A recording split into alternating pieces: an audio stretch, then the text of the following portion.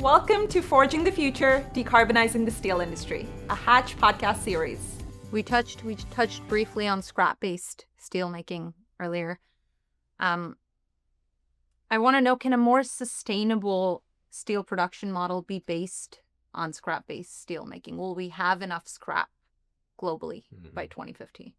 Well, the short answer is absolutely yes, right? EAF steelmaking via metallic scrap is a very proven process, certainly within the United States.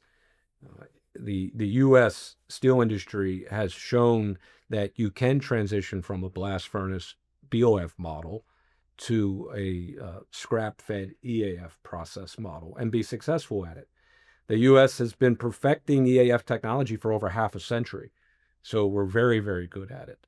Again, I'll mention that process-intensive know-how is critically important, just as important as capital intensity for our steel industry.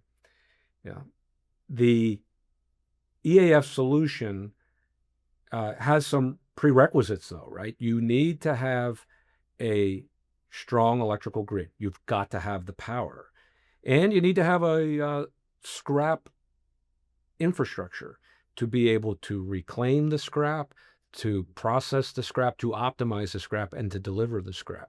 So in the absence of those elements, an EAF model fed from scrap can be challenging. And I think for that reason alone, we just can't look at the EAF model fed from scrap as the silver bullet. It's not. There's many parts of the world where that infrastructure doesn't exist. So we've got to develop other technologies, some electric-based like the ESF, and others that maybe we can chat about later. Will we have enough scrap globally by 2050?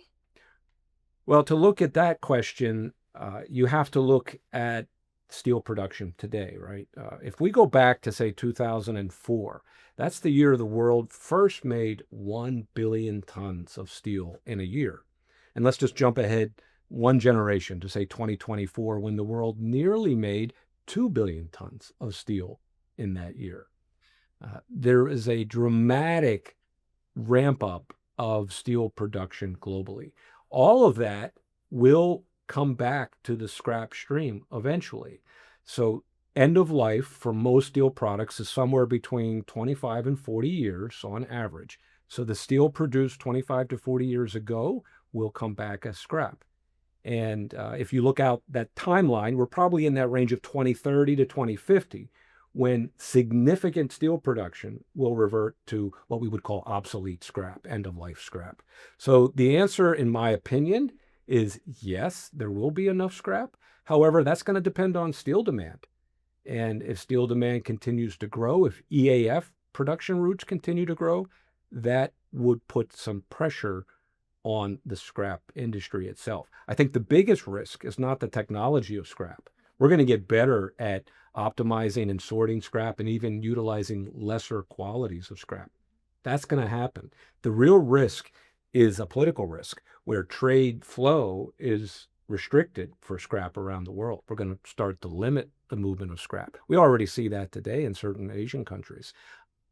The bottom line here is scrap will be available, but it might not be available in the regions we need it. Mm-hmm.